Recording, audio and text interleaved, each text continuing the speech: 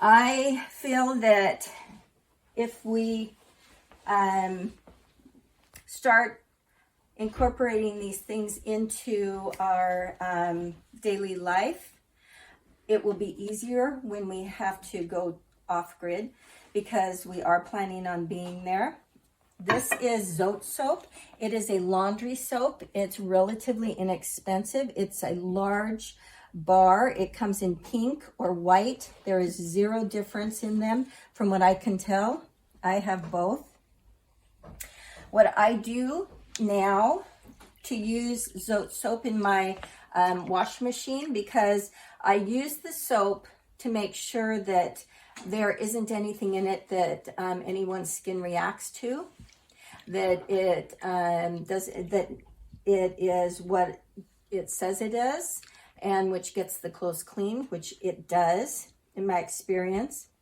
So what I do is I have this bowl dedicated to my laundry room, and I take it and I fill it with hot water.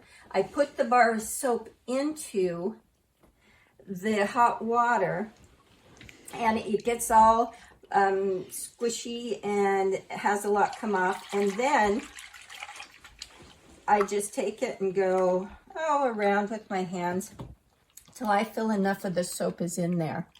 And you got to remember, when you're doing a load of laundry, most of us, we live in homes. We use a deodorant every day. We shower daily. Our clothes are not filthy dirty. So we often use too many chemicals, too much soap. So we don't really need that amount. So I have my soap now in here, and what I do is I start my laundry and I just pour this right in to the washing machine. Now it sounds like a lot of steps, especially if you're used to a pod just knocking it in there. That's why you do it. And now this is not a problem for me. I just automatically throw some water and a bar of soap into the water to get my washing soap, and now I have some liquid soap, and I use it now and know for a fact that it cleans and no one has a problem on their skin. So another thing that you can use for soap is something that God has given us, and it is the ivy leaf. Now this is English ivy, and it has something in called saponin, and I have made this saponin soap to use in my laundry. It could be used on your hair, face, whatever. And it smells so nice. It has a little lemony smell, which is pleasant. It's not, it doesn't have any chemicals in it, and it suds up. See all this soap suds? And it lasts about 3 weeks in your refrigerator.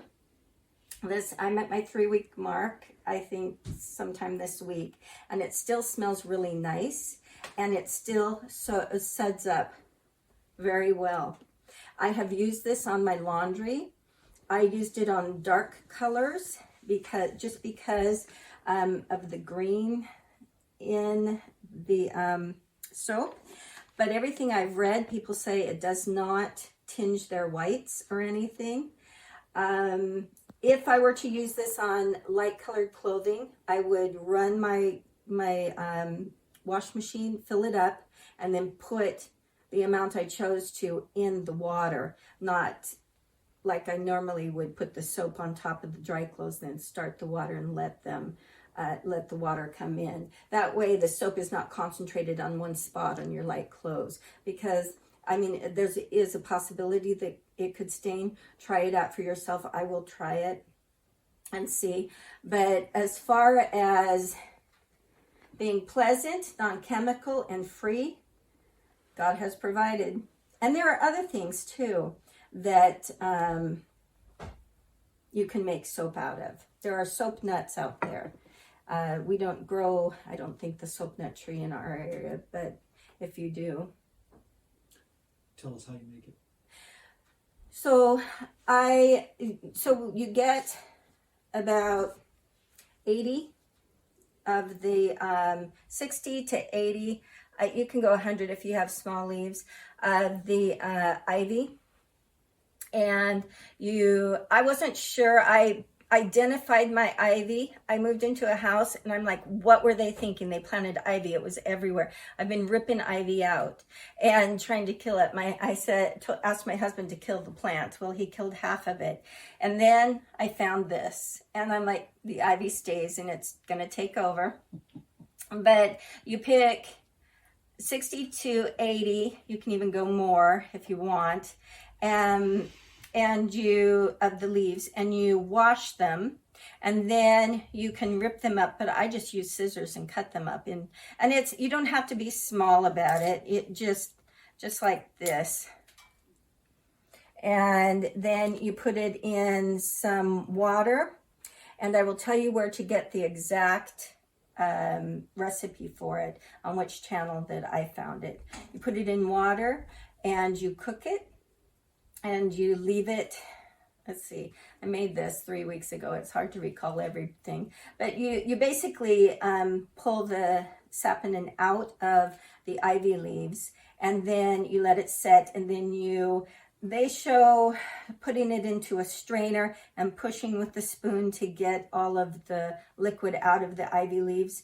I have worked in food service. Your hands are your best tool. You take the leaves, you wring the leaves out. It's faster and you get more out of it.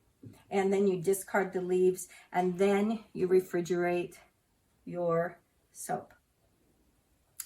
It came from the channel Home is Where Our Heart Is.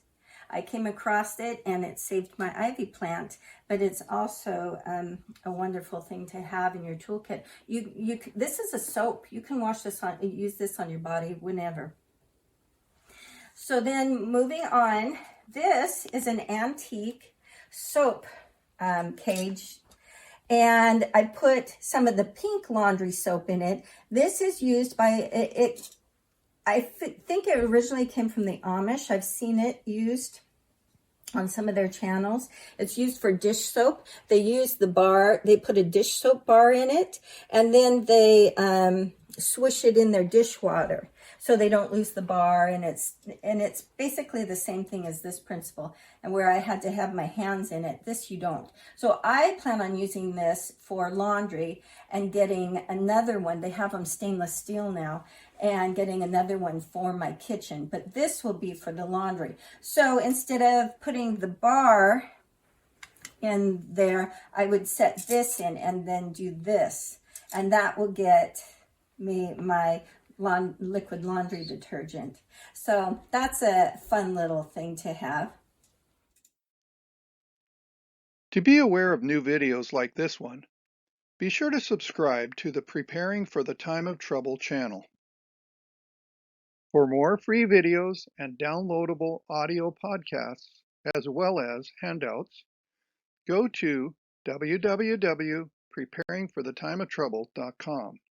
Topic categories include recordings of live seminar presentations, country living, sustainable gardening, homestead remedies, how to be self-sufficient when the grid goes down, wild edible and medicinal plants, hydrotherapy, and end-time Bible prophecies.